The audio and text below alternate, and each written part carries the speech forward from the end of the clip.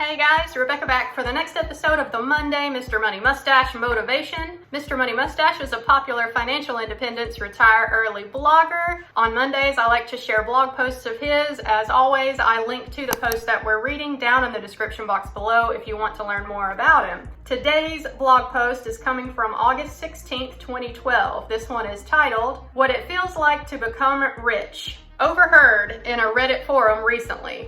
Dear forum, I feel a bit stuck. I've got a solid job, I'm making 401k contributions, have no debt, and my spending is under control. Making extra mortgage payments and buying a bit of Vanguard index funds with any money I have left over. I drive a fuel-efficient car with no loan, and I read far too much about personal finance online. Mr. Money Mustache writes articles, I nod my head and say, oh yeah, baby, that's right, at most of what he says. I already know all this stuff, so I'm getting a bit bored. Am I doing something wrong? What's next? As I read that person's words, some deeply familiar feelings were stirred up from my own working days way back in the 2000s. I remember the same plateau of money doldrums, which lasted for several years. Many of you mustachians might be traversing that same plateau right at this moment. Relationships to money are an odd thing among humans, especially in the current era of extreme debt. Many, perhaps even most, of the current U.S. population wrangles with money like it's a fiery serpent. There's never enough of it. It provides jolts of great pleasure and relief as it fetches us really big new televisions or allows us to buy our way out of unpleasant situations like an uncomfortably hot house, a lack of home cooking skills, or an outdated car. But it also provides decades of constant background stress as bills and expenses pile up, desperately needed job income is interrupted by layoffs, and interest payments drain away a good portion of the fruits of our labor. For others, money is a source of flashy power. Some high-income people are able to meet their basic needs very easily, plus buy the TVs and air conditioning, and are still left with more. So these lucky folks can also add a vacation home, a yacht, and really high-end travel. With sufficient income, they can even do all of this without getting too deep into debt. Their money defines them. They can buy their way into and out of anything. And they may even be quite happy as long as the stream of money remains plentiful. Then, of course, there are countless other relationships from poverty where money is so hard to come by that even basic nutrition is tough, to nearly infinite wealth where any level of spending could never deplete the family fortune. And then there's you and me. We're working away, running our lives with a certain level of efficiency, making the dough and we be stashing it. Never see us flashing or trashing it, taking that check home and cashing it. The salary comes in. The credit card automatically pays itself via full automatic withdrawal each month. Automatic investment transfers do their thing, and we sweep the considerable surplus to additional investments whenever the bank account gets above 3K or so. It's all on autopilot, and all there is for us to do is to go to work during the week and pack some fun into the weekends. There is no drama in your financial life. Many people would kill for a situation like the one you're in, but yet you're bored. What's wrong with you? Congratulations, that odd, slightly bored feeling you have is the feeling of becoming rich. It's a bit anticlimactic, isn't it? I hate to be the one to deliver this news to you, but a wealthy person's relationship to money should actually be pretty boring if you're doing it right. You're on a very short road that leads straight to financial independence. After that, work will be optional and money will become simply an appliance to you. Like clean, drinkable water from a tap, it is essential to basic life, but it fades into the background once you have enough of it. It will be there to help you out whenever you need it. It is reassuring if you're a naturally worry-prone person like I tend to be. You can be creative and use it for generous purposes. But it also must be used with discipline. Unlimited money can be like a video game on cheat mode. It can drain the challenge from most areas of life and leave you lazy and paralyzed. You'll be pressing wall-mounted buttons in the throne room of your 787 to summon personal assistants to brush your teeth and change your socks for you. Even the best intentions can lead to disaster. My first roommate in Colorado was a trust fund student whose father was the CEO of a Fortune 500 company. The dad lived on a 40-acre compound in the country with a historic stone mansion within limousine commuting distance of Manhattan. The young man was an enormous brat, drunk driving between the Denver clubs and taking dinner with a side dish of cocaine as he waited for the next allowance check to arrive, and eventually a $5 million gift when he turned 21, which would allow him to forego renting out rooms in the Boulder luxury home we shared with 2 other people. He had never had a job and never planned to get one. The lesson, giving money to your kids is not necessarily a blessing. On the positive side, I still maintain that becoming somewhat wealthy is a worthwhile pursuit. Responsibly managed riches are great because of the freedom they can provide. Hopefully not freedom from discomfort, occasional inconvenience, and great challenge. Those things are so good for you that it would be a shame to give them up. But freedom to use your time and energy in the most life-improving way you can dream up. Freedom from working the same repetitive job for most of your waking hours during the best decades of your life just to pay the bills. That's a freedom worth buying because it's almost like buying more of life itself.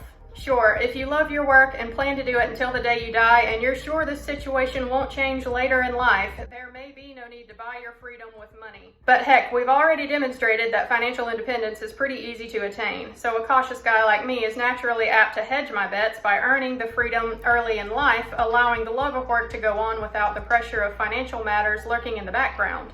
This allows things like dedicated child raising, long vacations, or low-paying artistic pursuits to become real options, just in case your current youthful love of running a law firm, performing heart surgery, or writing cutting-edge software ever wears thin in your later years. So your financial boredom will probably continue. Keep up the good work. And better yet, get used to it. This excessive calm you are feeling is the base upon which you will build your new life. Once you have flushed out the false excitement of consumerism, a busy career, and financial drama, you get to create an actual life for yourself instead. What do you really want out of life? What things make life most worth living? Try the inexpensive and challenging things along with the usual pricey ones and see which ones really make you happy. Make a note of your results and keep experimenting and improving whenever you can. Welcome to the world of the rich. So yeah, guys, I really loved this one too, and I wanted to share it on my channel because this is another one that kind of makes you think. And honestly, I have felt a little bit of what he is talking about in this article, a little bit of boredom about your finances because y'all, you followed my journey here on YouTube. I have my videos from the very beginning of this channel still up, and there is a very clear progression there, starting from me just learning the importance of living within your means, learning how to budget, getting rid of my high interest debt, to then branching out and learning how to best build wealth and perhaps invest at the same time that I'm working on paying down my debt, how best to reduce my expenses, how to get a side hustle up and going. All of these things are documented right here on my YouTube channel, and the growth here is evident.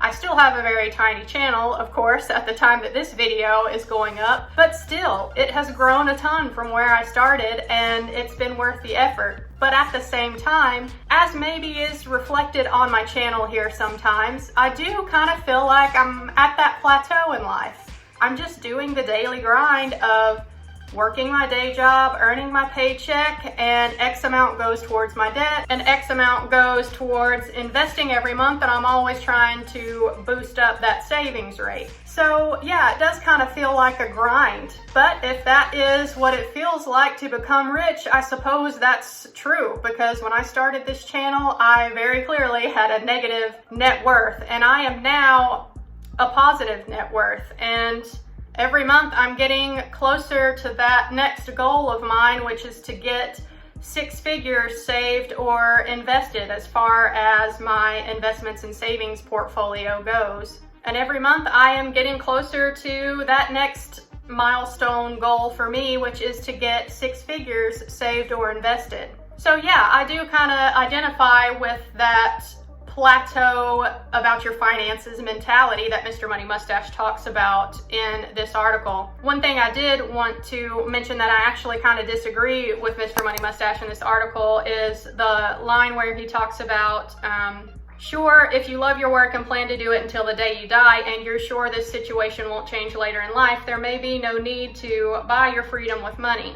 And I think he's saying that line from the perspective that your mindset about your job that you do, that you love, won't ever change. But y'all, the flip side of that coin is that sometimes the job changes, or sometimes the job goes away altogether. I have been in that situation where I have been in one position in a job and there was a change in management, for example, and the new management that came in had a very micromanaging style about it, and it was not pleasant. So it made a job that I was neutral about beforehand worse, and that prompted me to start looking for jobs elsewhere. So sometimes things can change about your career that's out of your control and there's nothing you can do about it. And for that reason, I would argue that if you're able to work towards financial independence, you ought to, no matter how much you love your job or not.